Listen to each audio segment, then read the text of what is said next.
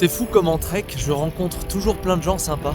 Ce matin, j'ai mes voisins de tente qui m'ont amené la brioche et le café. Et en plus, le hasard a fait qu'ils venaient de Montréal, donc juste à côté de chez moi. Je viens de tomber sur un supermarché, du coup je me suis ravitaillé, parce que je sais pas quand est-ce que j'en retrouverai à nouveau. Du coup, moi je prends toujours la même chose. Les boîtes de maquereau, les nouilles instantanées et les biscuits gerblés. Je sais pas pour vous, mais moi je suis addict à ceux au sésame. Du coup, grosse densité énergétique, ça pèse pas lourd, à part les boîtes de maquereau, mais ça c'est pratique, ça fait un repas et c'est sain. Donc, aujourd'hui, grosse journée, je monte dans le parc naturel régional du Haut-Languedoc, à Lacaune. J'en ai pour 65 km et 800 mètres de dénivelé positif. Et en plus, aujourd'hui, c'est canicule, donc on n'oublie pas la crème solaire. Et hier, j'ai envisagé d'abandonner, parce que ça me paraissait vraiment très dur, et de redescendre sur Béziers pour ensuite remonter par le canal du Midi. Mais bon, comme j'aime pas trop abandonner, on se laisse pas aller et on attaque. Et comme vous pouvez le voir, ça grimpe déjà fortement. Ça y est, je viens d'arriver au col et la première montée qui était censée être la plus costaude était bel et bien costaude, mais rien d'insurmontable. Donc je suis confiant pour la suite. Là maintenant, je redescends et je vais essayer de speeder parce que ce soir, je dois aller dans un super camping 4 étoiles avec source chaude et tout. Et j'aimerais arriver suffisamment tôt pour en profiter.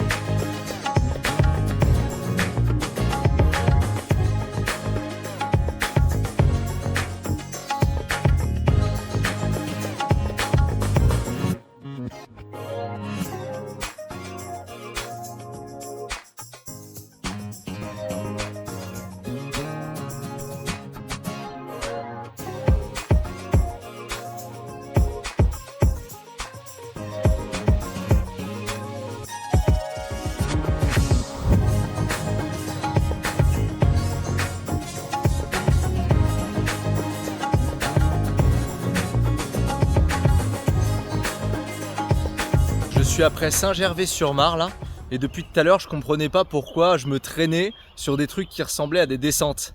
Jusqu'à ce que j'arrive à une montée où mon vélo s'est mis à rouler tout seul. Et en fait je pense qu'il y a pas mal de trompe-l'œil ici. Bon là par contre pour le coup, j'attaque une montée, une vraie montée. Alors, en fait cette montée elle est en train de me casser en deux. Du coup je suis descendu du vélo et je vais la finir à pattes. Parce qu'apparemment c'est encore loin d'être terminé. Putain j'en peux plus. Elle en finit jamais cette montée. Je suis pas rendu à cette vitesse là. En plus j'ai eu un problème de frein qu'il a fallu que je règle. Allez.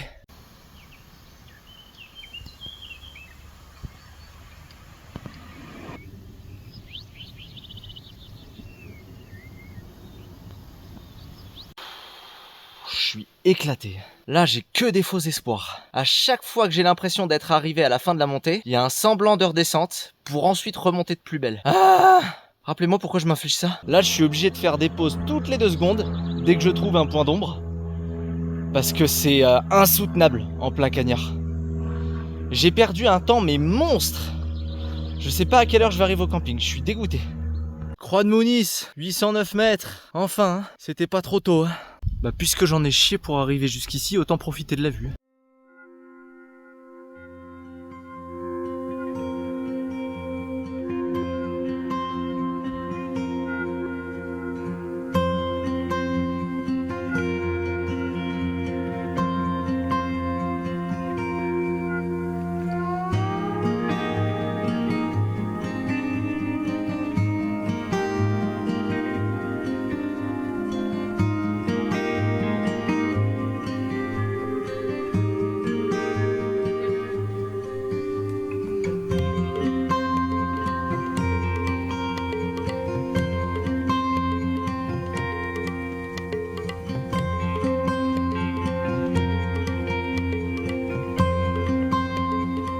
Ça y est, Lacaune, me voici.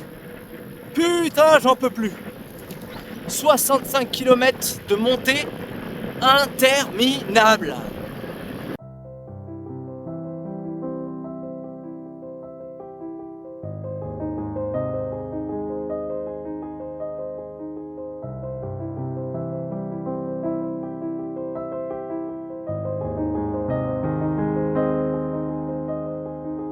Allez, ça y est, je pars de la cône, je redescends sur Albi maintenant, donc ça devrait être principalement de la redescente, je croise les doigts. Sinon, un petit peu dégoûté d'être arrivé trop tard hier pour avoir pu profiter des extras du camping. C'est pas grave, je me rattraperai ce soir puisque les 2 nuits suivantes, je dors à l'hôtel.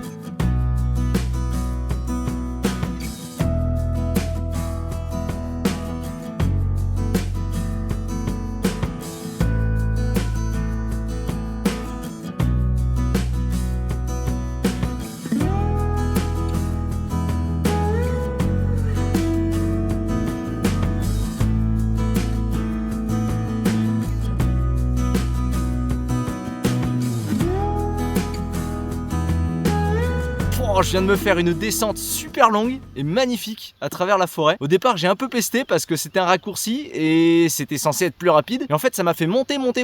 Mais alors après la descente, génial.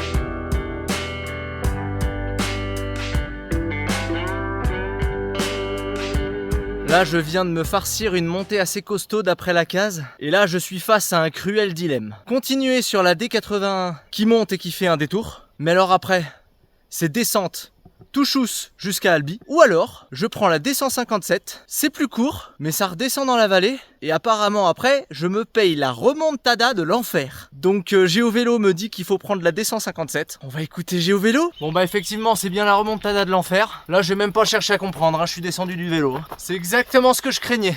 C'est dommage que j'ai pas pu vous filmer la descente parce que le paysage était magnifique. Mais bon, j'allais un peu vite.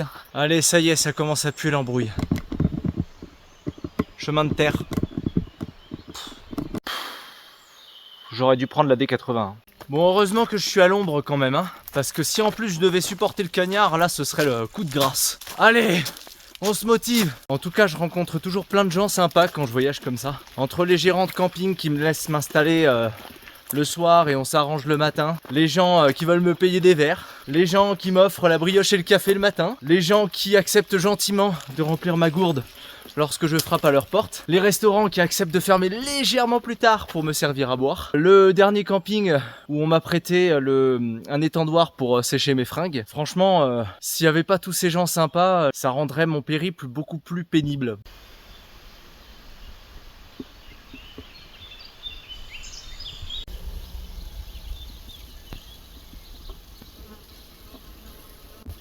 Et une autre personne aimable qui a accepté de remplir ma gourde avec de l'eau et du jus de citron. Bon, sinon, what's the plan? Maintenant, j'ai rejoint la D57, je la descends jusqu'à un lac, et ensuite, je rattrape la D81.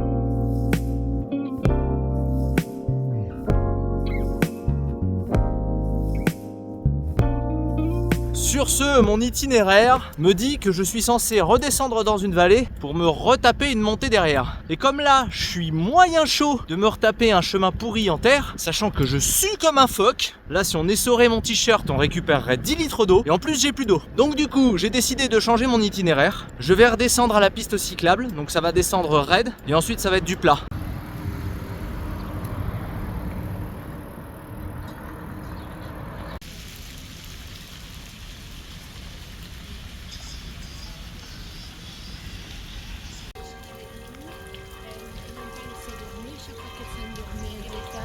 Ça y est, après moult péripéties, je suis arrivé à l'hôtel, qui n'était pas mon premier choix à la base. À la base, je devais aller au Pastelier. Du coup, j'arrive à Albi, il pleuvait du feu, mais laisse tomber, on cuisait. Déjà, je trouve pas l'hôtel. Je fais plusieurs fois le tour du pâté de maison, jusqu'à ce que je le trouve enfin. Et là, il y avait pas l'air d'avoir un endroit où ranger le vélo. Donc, première question, avez-vous un endroit sécurisé où je peux ranger mon vélo?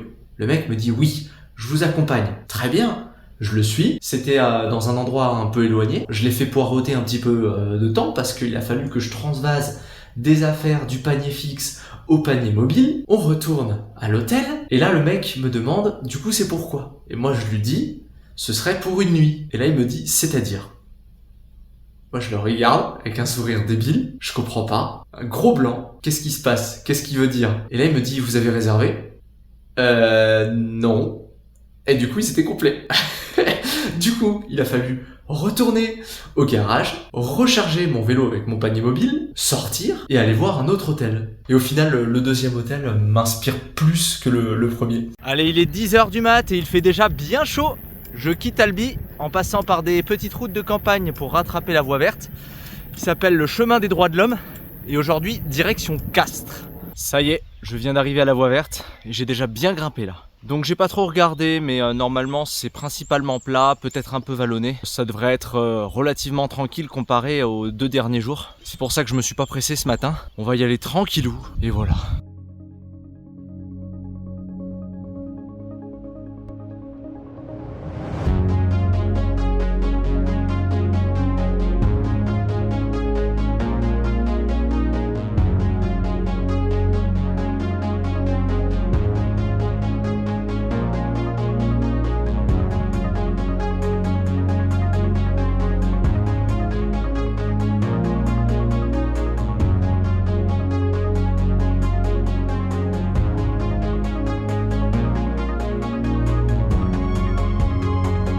C'est vraiment tranquillou aujourd'hui. C'est soit de la descente douce, soit du plat. Donc normalement je devrais arriver à Castres assez vite, en tout début d'après-midi. Et comme la chambre d'hôte où je voulais aller est complète, j'hésite à faire tout d'une traite les 2 derniers jours que je devais faire. Mais ça risque d'être un petit peu ambitieux. Je vais voir si je vais pas aller au camping à Castres. Mais ça veut dire poser la tente et la replier demain matin, ce qui va me faire perdre du temps. Donc je sais pas, je réfléchis. Bon alors, j'ai décidé de m'avancer jusqu'à Revel. Donc ça me rajoute un sacré morceau, soit 30 km. Du coup, j'ai craqué mon slip et j'ai décidé de dormir dans un hôtel-restaurant étoilé qui s'appelle la Cour des Grands, monsieur. Et oui, maintenant je m'élève socialement. Je ne fais plus partie de la plèbe et des pecnos. Je mange de la langoustine au petit déjeuner et du caviar au goûter. Voilà. Donc par contre, je speed à fond. Parce qu'il faut que je sois là suffisamment tôt pour récupérer ma clé.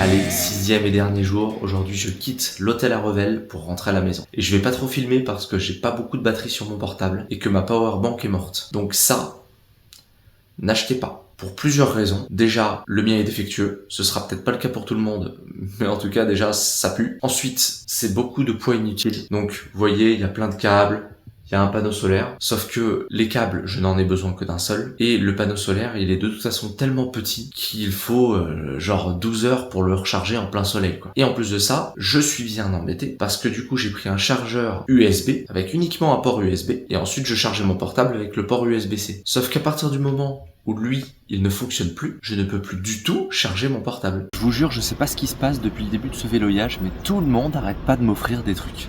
Entre les coups à boire, les services, ceci, cela. Et là, je suis à Marie-Blachère et on vient de m'offrir une pizza gratos. J'adore.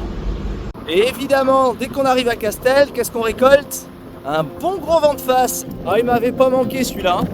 Mon petit doigt me dit que les derniers kilomètres vont être particulièrement pénibles.